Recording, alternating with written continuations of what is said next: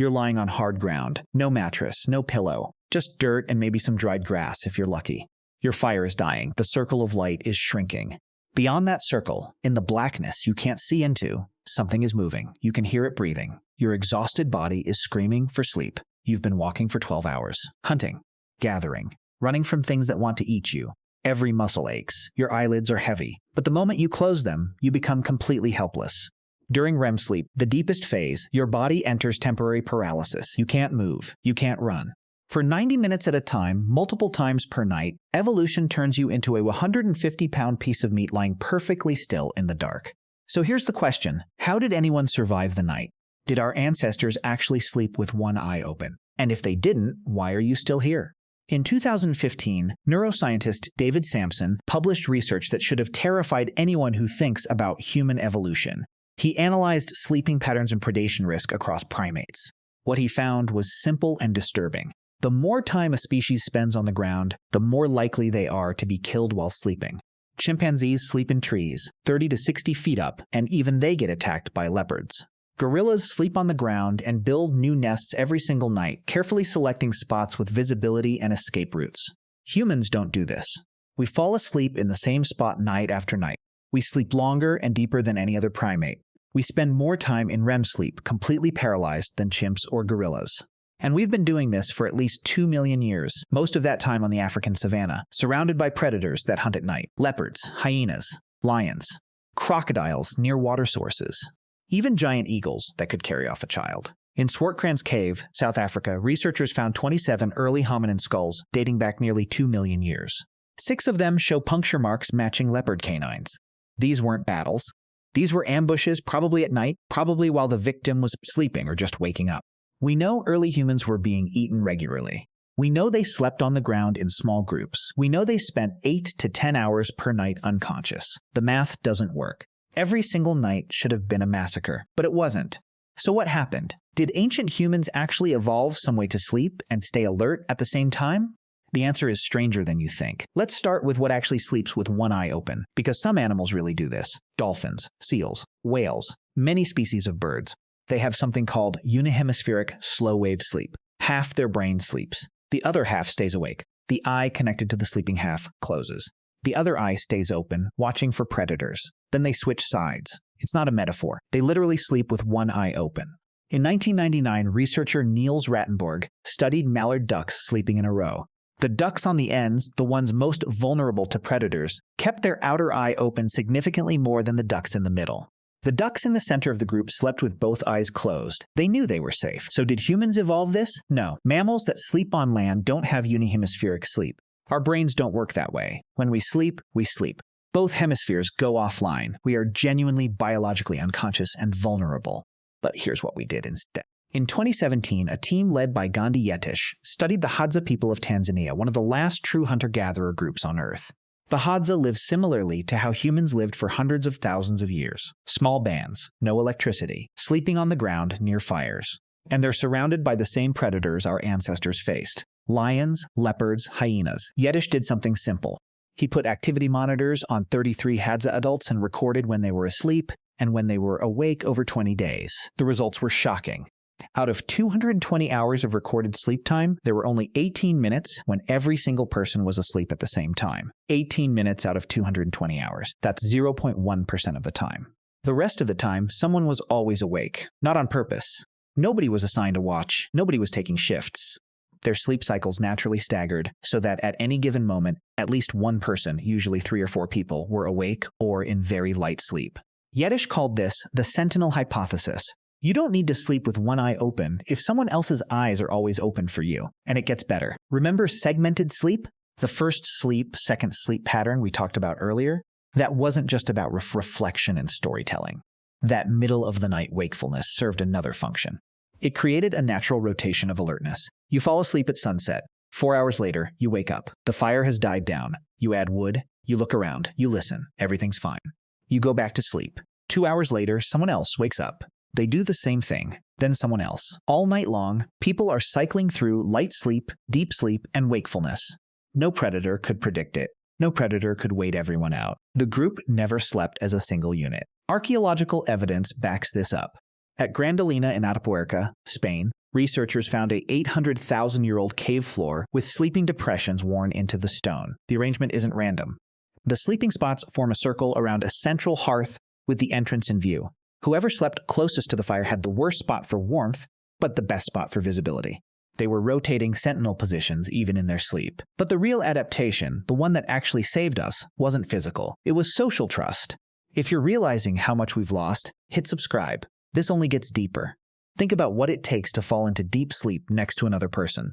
Real sleep, REM sleep, the kind where you're paralyzed and dreaming. You have to trust them completely. You have to trust they won't kill you. You have to trust they won't rob you. You have to trust that if something attacks, they'll wake you up instead of running and saving themselves. Most animals can't do this. A zebra in a herd will sleep standing up, ready to run the second anything moves. Chimps sleep near each other, but in separate nests, always within arm's reach of an escape route. Humans pile together and go completely unconscious. In 2004, anthropologist Brian Boyd excavated a 12,000-year-old site in Jordan called Karane IV. He found sleeping areas where multiple families slept in the same space, adults and children mixed together, no walls, no separate rooms. The hearth was in the center. Everyone slept around it. You can't fake that. You can't force that kind of vulnerability. It only happens when the trust is absolute. And that trust didn't just keep us safe from predators. It kept us safe from each other. A sleeping human is the easiest target in the world. If you wanted to kill someone 50,000 years ago, you'd wait until they were asleep. One rock, no struggle, no noise. Done. The fact that humans survived sleeping in groups means we evolved something no other animal has. The ability to be unconscious and vulnerable next to someone who could kill us, and trust they won't. This is what separated us. Dolphins sleep with one eye open because they don't trust the other dolphins. Ducks on the edge of the group stay alert because they're on their own. Humans close both eyes, enter total paralysis, and trust the group to survive the night together. And then we lost it. For 300,000 years, humans never slept alone. Sleeping alone meant death. You slept in a pile with your family, your group, your tribe, always within arm's reach of another person. Always within earshot of breathing, shifting, the sounds of other people being alive around you. Then we invented walls, separate rooms, separate houses. Suburban homes where the nearest person is 50 feet away behind locked doors. Now we call sleeping in the same room as another adult intimacy. We treat it as a privilege you earn in a relationship. For 99.9% of human history, it was just survival. And your body remembers. This is why sleeping in a new place feels dangerous. Your brain is running a program designed for the African savanna. New place means unknown threats. Unknown threats mean don't sleep deeply, stay alert. This is why you sleep better when someone you trust is in the room. Your ancient brain recognizes the pattern. Group sleep, sentinel rotation, safety. This is why people who live alone often report worse sleep quality than people who share a bedroom. It's not about noise or space. It's about 2 million years of evolution screaming that sleeping alone is how you get eaten. We medicalized it. We call it insomnia, anxiety, hypervigilance. We prescribe pills to force the brain into unconsciousness. But what if your brain is working exactly as designed? What if waking up at 3 a.m. and listening to the dark isn't a disorder? What if it's your shift? In 2013, researchers studied sleep quality in college dormitories versus single-occupancy apartments. Students in dorms reported feeling less rested, but showed better cognitive performance and lower stress hormones. Students living alone reported feeling more rested, but showed markers of chronic low-level stress their conscious minds didn't register. Their bodies knew they were sleeping wrong. They just didn't have the language to explain it. We traded communal sleep for privacy. We bought bigger houses with more bedrooms so everyone could sleep separately. We invented baby monitors so we could put infants in rooms by themselves, something no human society did for 300,000 years. And then we wonder why babies scream all night, why children are terrified of the dark, why adults take pills to fall asleep and drink coffee to stay awake. We built a world that breaks our most basic survival pattern, and we called it progress.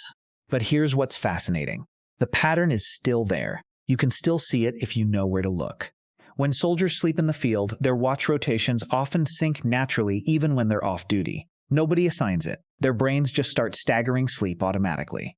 When new parents bring a baby home, their sleep cycles desynchronize. One partner goes into light sleep while the other hits deep sleep. Then they switch. Nobody teaches them this. It just happens. When people go camping in groups, they report sleeping better than they do at home, even on the hard ground. The environment is objectively worse, but the pattern is right. Your body knows what sleep is supposed to look like. And sometimes, late at night, when you wake up for no reason and lie there in the dark listening, you're not experiencing insomnia. You're on watch. You're doing exactly what your ancestors did for 2 million years, waking in the quiet hours, checking the perimeter, making sure the fire is still burning, making sure everyone is still breathing. The predators are gone, the dangers are different. But your brain doesn't know that. It's running a program written when sleeping deeply meant dying quickly. So no, ancient humans didn't sleep with one eye open. They did something better. They built trust so deep that they could close both eyes.